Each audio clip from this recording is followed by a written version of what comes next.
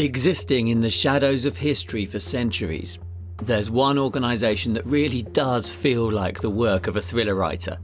To some, they're a fraternal society built on charity, symbolism and tradition. To others though, there's something far more secretive, a hidden network shaping power, knowledge and history itself. That's right, today we're talking about the Freemasons. Hey, I'm Luke. I'm an author of archaeological adventure novels. I travel the world looking for stories to put into my books and to share with you right here on the Adventure Story Podcast. Just quickly before we dive in, most podcasts grow through recommendations, so please share this with adventure lovers in your life. It helps so much. Let's get going. Today though, we're exploring Freemasonry, not from the outside looking in, but through the experience of someone who joined, progressed through the ranks and ultimately walked away. Guy Anderson is our guide today. He's an independent researcher who became a Freemason, then left the organisation questioning what it had become and what all that secrecy really protects.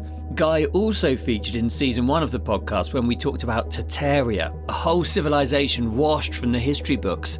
Not in distant history, but just a few hundred years ago. There's a link to that episode in the show notes, but it was when he mentioned in that episode that he'd seen the inside of the lodge. I knew I had to have him back on the podcast a second time. So Guy, welcome back to the Adventure Story Podcast. Thanks for having me back, Luke. And as we said earlier on, it's about a year, almost to the day, since we last did this. So let's go right to the beginning then. For anyone who's never understood it, for someone who's tuning into this for the first time, what is Freemasonry, at least officially? Okay, there are two answers to that. What is it now and what was it initially? So what is it today? It's, from my experience and from what they project, it is an organisation that raises money for charity. What I saw was exactly that, but I also saw people that had joined for different reasons to myself. So I joined because I wanted to find out what couldn't be found in books. And at the time, there wasn't so much online as there is today. So I wanted to know what my father knew and why he wouldn't tell me what he knew and why it was so secretive. What were they holding? Was this like the Vatican vaults that were going to be, unleashed? So I joined for that reason. A lot of people join because they want to raise money for charity. They maybe they're in the Rotary Club or whatever, and they like that kind of thing. Maybe they get some sort of personal gratification from helping others, which you'd like to think we all do. But there were also people that joined to use it to accelerate their career. And there were also people that joined because they were lonely. So they were increasing their social circles. They might have moved to an area and not known anyone. So thought, well, there's a Masonic lodge nearby. I might join and then I'm going to have a group of friends that I can call brother. So you've mentioned a lot of good reasons there, right? Given to charity, connection, community. How do you go about joining? You presumably can't just knock on the door and say, I want in. You quite literally can do that. Back in the day, you couldn't, of course, but now we were in Exeter a few months ago, and outside the lodge in the city centre, there were two Freemasons that were actually sort of recruiting, if you like, inviting people. It was a Saturday. They were inviting people to come in and have a look around. And I do know the lodge I was at in London. One of the members there, he'd moved to the area, didn't know anyone, and he'd gone to the lodge and said, "I'm interested in joining the Freemasons." And they put him in touch with our secretary, and it's about a year normally. You're interviewed, and then they do checks. They used to do, I don't know what they do now, but they used to do background checks thoroughly. And then you'll be invited to a function, and the other members will get a feel for you.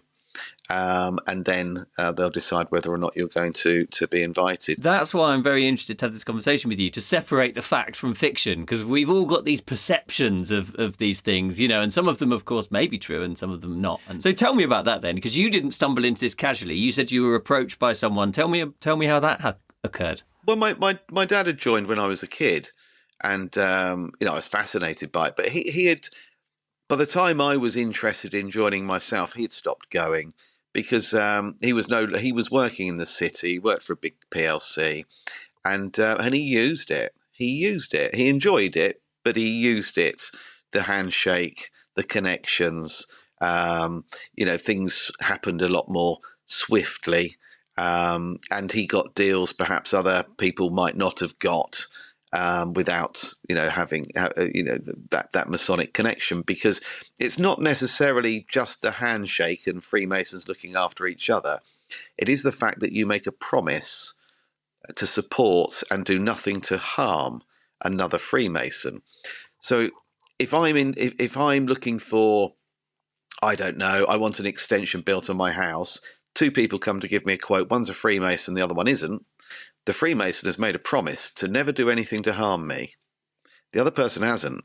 So if I do the deal with the Freemason and my extension doesn't go to plan, I will contact his lodge and I'll say, I trusted him. He said he wouldn't, he's made a vow, a promise not to do anything to harm another Freemason. This man has ripped me off. He's deceived me. And that will then come up in his lodge, and he'll be approached, and they'll say to him, you're giving our lodge a bad name, and you've got a problem that you've caused another Freemason. You need to address this. What are you going to do about it? But the lodge I was at, I could take it a lot higher than that, to the point where you could in some cases get people kicked out. So it's the trust. I in theory, you can trust another one because they've made a promise to look after each other. And that goes back thousands of years. So tell me about that then. Yeah, the origins of the order. The origins are stonemasons, sacred geometry. So the architects that had knowledge of sacred geometry and cymatics, that understood the golden ratio, how to build things that resonate, how to align structures with the Earth's grid and constellations so they vibrate at a frequency of 432 hertz. So anybody inside the building feels good. You feel good. People aren't ill. Things grow better and more substantially. And so it was understanding that. And the master stonemason, who was the architect for King Solomon's temple, was someone called Hiram Abiff. And he had apprentices under him, lots of stonemasons under him. And they had secrets. They weren't sharing this information on how to build the way they did and why. He was approached by what they call the three Jews. Now, this isn't Jews as in my mother. I'm not talking about Judaism. I'm talking about the Jews. They were all called Julian. And they asked Hiram Abiff. They pretended that because by this time, the number of stonemasons under him that were apprenticing underneath him at different levels was vast.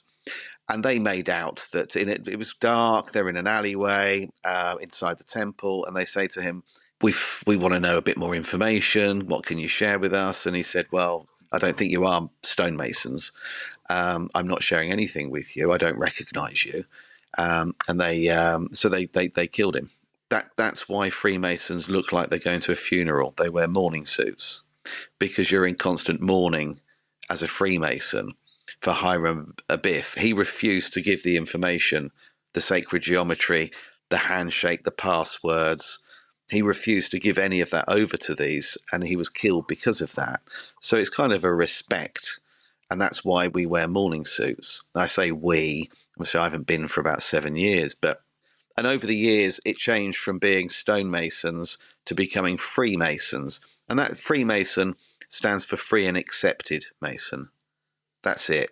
You're a free person. You're free to join. and there's no reason why you can't join. You're not keeping a secret. You're able to join. You're not hiding anything, and they're accepting you for who you are with nothing. When you join, you remove everything. So if you've got a nice watch, you take it off. You go in with no money in your pockets, and they accept you with nothing. So you are a free man and an accepted Mason. So it's symbolic.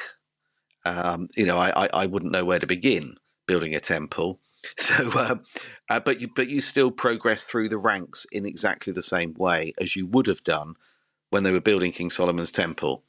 As a stonemason, you still go through the ranks. You start off as an apprentice, and eventually you become a master mason, which is what my rank is.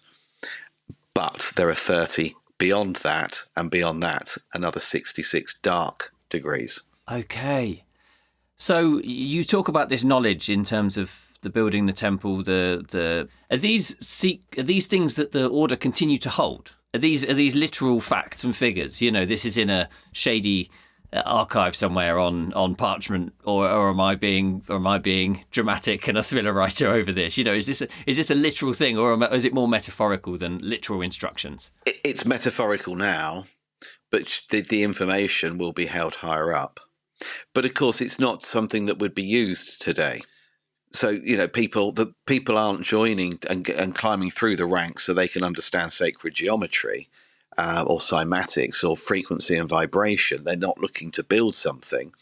That information is known, but that's very well buried. That's why Tartaria was wiped out, to finish that off. And Tartaria, is an echo of Atlantis and heavily connected to King Solomon. King Solomon was one of the first rulers of Tartaria. So that's now a side issue. It's not practicing any of this geometry, but it's more symbolic, and yeah. So what happens at the highest level, we don't know, but they're certainly not ascending to the 33rd degree, so they can find out how to build a pyramid. That's not why you would do it. You're doing that for power, and you're doing it because you want that knowledge. I think there's something very attractive about knowing something other people don't and can't know. There's something about that, So yeah, it's just symbolic, really, these days, because it's so it's thousands of years old. Freemasonry. People think that it's relatively new.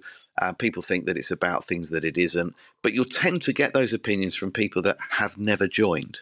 So the opinion of someone who isn't a Freemason about Freemasonry is the equivalent of my giving you a lecture on, I don't know, computer programming, when I wouldn't know where to begin. It's nonsensical. You cannot talk about Freemasonry unless you've been in it. It's pointless. And that's why this conversation with someone who has been behind the curtain, as it were, is so interesting for me, because it's something that comes up in my books. When we say they're sort of guarding secrets, that is a literal thing. You don't know perhaps what they are. Maybe they are to do with the sacred geometry. Maybe there are other things that have accrued over the last 1,000 years. But there is something more than the connection of people. There is something tangible that they know that the rest of us don't, effectively, is what you're sort of saying. Yeah, and the higher up you go, each time you're raised through the ranks and you rise a level, as most people know, they're 33. Each time you rise, you're given more information. And it's usually tools. They'll present 2 tools to you. Most people know the set, square, and compass. That's just that's kind of the most commonly known. But there are lots of other tools, and each one's explained to you as you raise through the ranks. But what happens at the 33rd degree, that's invitation only. So you don't progress to that. You stop at the 32nd degree, and then you'll be invited to become a supreme general if they think that you're worthy of it. So when you see people like Jay-Z going around doing all that, they are not 33rd degree Freemasons. They want you to think that they are, but the 33rd degree has more to do with your breeding. I see. Who your father was and such like, grandfather before him. And Yeah, yeah, and and if Charles Windsor was to walk in the building, does he bow before you? the Freemasons, and from the things I understand, there is a lot of emphasis on symbolism, and you talked about it there. You shared like the symbol of you placed your index fingers together and your thumbs together and made like a sort of triangle shape. Symbolism, there's ritual, there's secrecy. Are there examples of these symbols or even language or even phrases that we might have seen, perhaps carved into our buildings, or people would have said them or whatever, but we won't have realised? You would have realised, but me as a layman, as an outsider, would not think anything of it, but to the initiated, that means something. Yeah, absolutely. So obviously each time you go through an initiation. So you start off as an apprentice. They called it entered apprentice. Then you have fellow craft. Then you have master. Master is where I got to. So yes, there are phrases that people are using every day, and they have no idea what they mean. For example, don't give him the third degree. So if I was giving you a hard time, someone might say, don't give him the third degree. The third degree is when you become a master mason. The closest, because I can't, people say, why don't you just tell everybody what happens? Well, there are two reasons why I can't do that. One is I promised not to. And that means something. If you promise somebody something, that you're not going to share something, or you promise to do something, that has to count for something. And if you're the sort of person that makes a promise, no matter how long ago it was, and no matter to who it was, and you break that, then what does that say about you? And secondly, it spoils it for the people that want to join. And I'm not prepared to do that. My son wanted to know everything I knew. I wouldn't tell him. He joined, left after a year. It's not for me, Dad. I wish you had told me. But I didn't want to, because it's not my job to decide what is and isn't for you. So don't give them the third degree. And that is because when you go through the third degree ceremony, it's a bit daunting. The closest I can describe it to would be attending your own funeral. So if you imagine, you are being buried. I mean, it's not literally in the ground, but it's all symbolic. If you imagine that process, it's kind of like that. And then being raised, and then having a wake afterwards, and you're the star guest. I see. Now, we went to a place in Portugal called Quinta de Reguilera, and within the estate there is a spiral staircase that goes down into the ground. They call it the inverted tower, and apparently I was reading that the inverted tower was used for an initiation, as you've just described. The initiate would be put at the bottom, and spreading out from the inverted tower are loads of tunnels that go under the ground. And in complete darkness, they would have to find their way through these tunnels into the light as like a symbol of a rebirth, Yeah, it's weird because you are kind of, they go through a mock kind of, you are killed. You're struck over the head like Hiram Abiff was, and you die, and it's dark. You can't see anything. And then all of a sudden two Freemasons raise you, and they use a different hand grip, if you like. So the people always say, what's the handshake? It's called a grip or a token, and a different grip performs different things. So if you were lying on the ground and I just hold your hand to lift you up, it might be a lot harder than if I used a different hold. It held your arm or your wrist or your hand in a different way to lift you up. So it's to do with that. But typically most people just use the same handshake. But in these rituals, they explain why there is a different handshake for this, why there is a different password for it, and why there are different tools. Because the further you got through stonemasonry back in the time of King Solomon, the more tools you were given. So they wouldn't just give you everything on day one, because you wouldn't know what to do, or how to use them.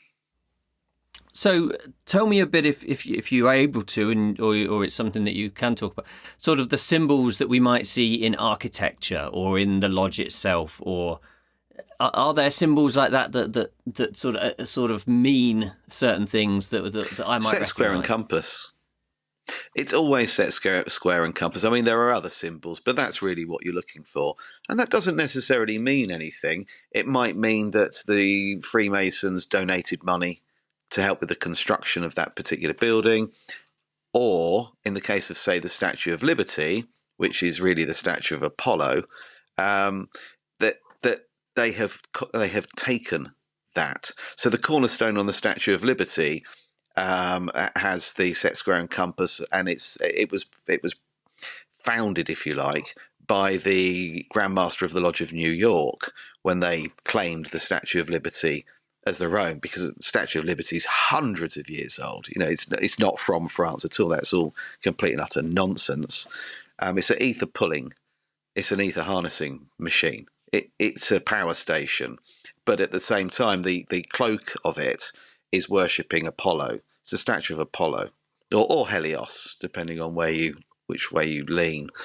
But it's worshipping the sky, the sun, the ether. And the cornerstone, as I said, when the Freemasons commandeered the Statue of Liberty, they put a cornerstone on it to say it's now ours. They mark it as theirs. So they'll put the set square and compass on there. So that's what you're typically looking for. They don't tend to use other symbology. You might see the all-seeing eye, like on the American dollar bill above the pyramid with the floating cap. You know, the capstone, you might see that floating sometimes above. But all of this, like, people will often say, oh, you know, I was watching Elon Musk the other day and he was sat there doing that. So this is the thumb and the fingers together gesture again. That's nothing to do with anything. That's balancing yourself. If you want to balance yourself, that's what you do. And that's why they do it. People say, oh, it's all symbolic. Look, that's the Freemasons. The only people that say that are people that have never been inside a lodge as a Freemason. But apparently, and this is one of the funny things, allegedly, and I've heard this quite a lot, especially all over TikTok, and apparently it's everywhere all over TikTok, I'm a 33rd degree Freemason that's been paid by the Freemasons to tell you all this stuff. So each time I talk about it, it's because they've asked me to do it.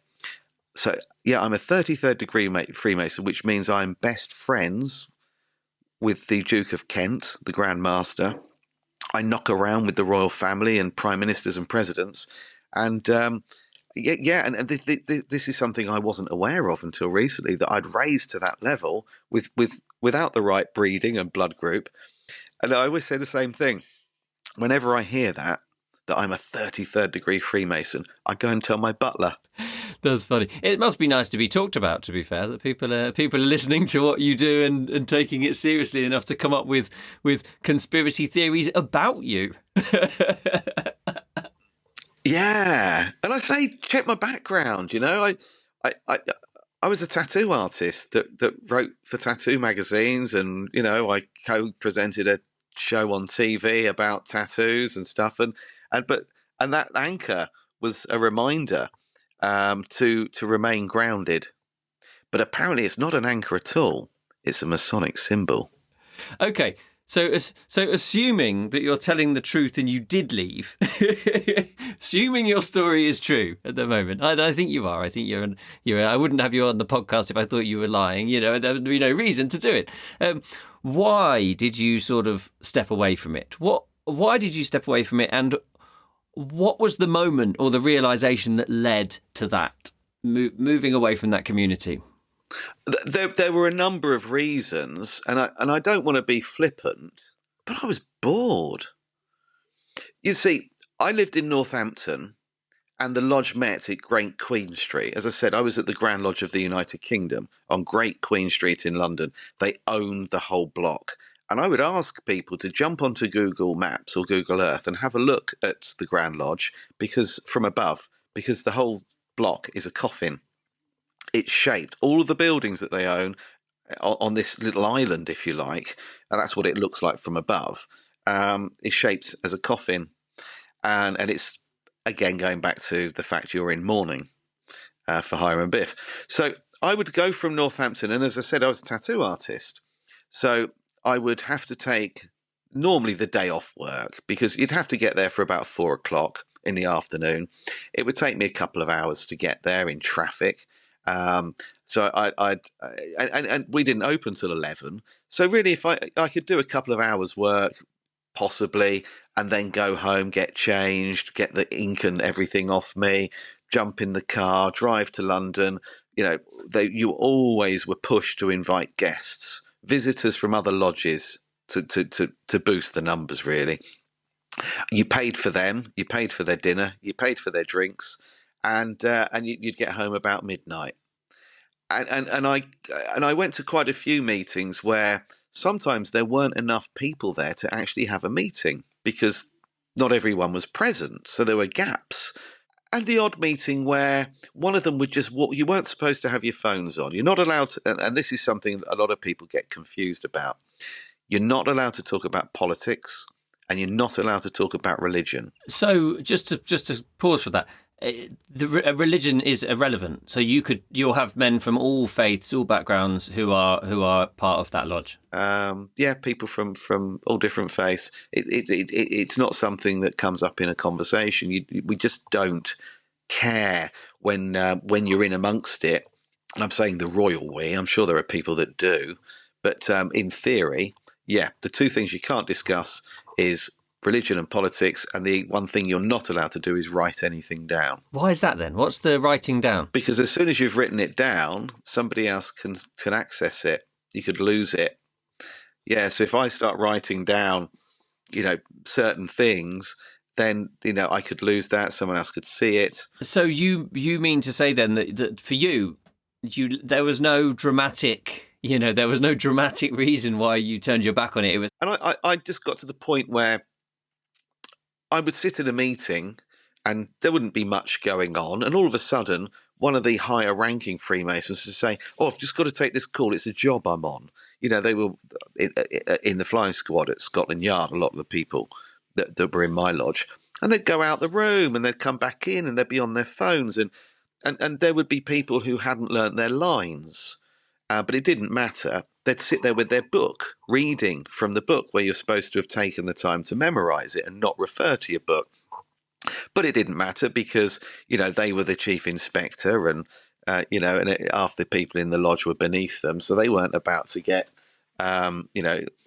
chastised for it. And where the rest of us were putting in the hours and doing the homework, there was something once a month called Lodge of Instruction where you went there to learn and rehearse things. I went to a couple in London. I'd drive down after work, get there and find that nobody else had turned up. And they were the ones that needed it more than I did. And I just got fed up with it. And then the icing on the cake really was for me when my son was... I'd stopped going for about 2 years. And I went back, I contacted the secretary, who was the advisor for who's David Cameron's advisor for the Met. And I said to him, I just messaged him and said, "Do us a favour. My youngest son wants to join. He's been banging on about it. He turns 18 this is 10 years ago. He turns 18 in a few weeks. I'd like to get him in on his 18th birthday. Can you pull some strings?" And he said, "Leave it with me." I'd raised a lot of money for them. I'd turned up to every bloody meeting. And he said, "Yeah, no problem." We got there and he was an hour late. We were all sat there for an hour. And I said to him, "Where have you been?" And he said, "Oh, we've been in a meeting in Parliament." I said, "All right, what for?" He said, "Well, we were just deciding who the next Prime Minister's going to be." I said, "What do you mean you're deciding? I thought that went to a vote." He said, "No, it's all theatre. No one counts your votes." And obviously I already knew people didn't really count the votes, that it's all show. And I said, "Who's it going to be?" He said, "Boris Johnson." And I said, "Well, what does Boris think about that?" Because we knew at the time he wanted to be the Prime Minister, but does he really? Is it all show? He said, "No, he actually doesn't." I said, "Right, so why is this happening?" Because he doesn't want the consequences of not. And I realised then the power, the power that they have, and so literally, it was almost like I was in a social club for the Met Police, and I was the only one who wasn't privy to what was really going on. Yeah, well, tell me about the link to the Templars, because that's a topic that I have written about in the past and interests me and interests people. Yeah, so obviously the original Knights Templar, I mean, most people know who they were. They were guns for hire. But I do believe, actually, despite the fact that we're now told that they weren't heretic, and basically they were an army that were very wealthy because people were paying them a lot of money to protect them on their pilgrimage, that they became very, very powerful. And obviously they were supported by the King of Portugal. And Portugal really is the home of the Knights Templar. It is theirs, and always was. Tamar is where that happens. But anyway, they actually do worship Baphomet. But Baphomet isn't what we've been told. It's supposed to be this demonic figure, but actually some people say it represents light and dark, both sexes, above and below. But how does that link to the Freemasons? That's what I'm interested in. Right. So when you get to the third degree, when you become a Master Mason, you're invited to join chapter. So chapter is a part of Freemasonry. You need to go through it if you want to accelerate up a high enough rank. And there are other ones. It doesn't have to be the Knights Templar that you choose, but there are other offshoots, if you like. And that's how you accelerate to the 4th degree, 5th, 6th, 7th, and so on. Scottish Rite and what have you. So they call it Scottish Rite, but it's chapter. And they'll say to you, would you like to join the Knights Templar? And if you want to, you can. And the reason I didn't is because I was already starting to get a bit bored. And then they said to me, oh, there's a lot of learning. And I thought, well, I'm the only bugger that bothers to learn the stuff here. Yeah. No, I understand. That makes sense. So, to sort of wrap things up, I normally ask people what books and legends sparked their imagination and got them into these sorts of things. But for you, because we had that conversation last time you were on the podcast, I'm wondering to phrase this slightly differently. Now, there are loads of books and films and stories around the Freemasons, the Templars, all of these sorts of things. Have you seen any that you think did it well, got it right? Not one. I've never seen anything. And I've been sent an awful lot of links as well to different things. Oh, you should watch this. You'll find this interesting because you're a Freemason. And I'll watch it for a couple of seconds and think, well, that's not even how the initiation works. That it doesn't happen like that. So no, I've never seen anything at all, and I've never read anything that is even close. If I was to write a book on exactly what happened and exactly how it all works, let's say I got higher than I was, because the book wouldn't be that interesting if I'm writing about 3 degrees out of 33. Then I'm missing, a big chunk of the book, aren't I? Really, there's a lot of chapters that aren't going to be included. If I was to write exactly what happened, then I would expect to have a problem. I would expect a knock on the door. Maybe they wouldn't knock, but I think I would be asking for trouble. And I think the reason I don't get any trouble when I talk about Freemasonry is because I'm not exposing anything or anyone in particular. I'm telling you things you can find online. But if I told you exactly, what the handshake is, what the passwords are, what they mean, why they're said, and start giving you information that's in the book, that, if you like, it's a little bit like the Bible. If I start sharing all of that sort of stuff, then I would expect to have a problem, and rightly so, because I promised I wouldn't share that stuff. Guy, that is fantastic. I feel like I've had a real lesson behind the curtain here, but yet I've got more questions that I need to find a 33rd degree Mason to come onto the podcast next time for sure. Well, there'll be somebody that comments that knows one. It'll be their next door neighbours, window cleaners, old bosses, husbands, cousin. Tell us where people can find you and your books online. The best place is my website, Luke, which is thetartarianempire.co.uk. Thank you so much, Guy. That was great. This is the Adventure Story Podcast. Thank you so much for hanging out today. If you've enjoyed the show, please subscribe, please like, and please share. This is really important. It takes you just seconds, but really helps me spread the word about this show. If you have a story you'd like me to explore, let me know in the comments or on email, hello@lukerichardsonauthor.com. And if you need more adventure in your life, and let's be honest, who doesn't, you might like to join the Adventure Society. This weekly newsletter is your ticket to travel with me, to share real-world adventures, and to find out first when a new story or a new season of the podcast drops. Head to lukerichardsonauthor.com/adventure society. And if you're a fan of adventure stories like the ones we've talked about today, definitely some Freemasons involved, check out my books at lukerichardsonauthor.com. Thanks so much, bon voyage, enjoy the adventure, and I'll see you soon.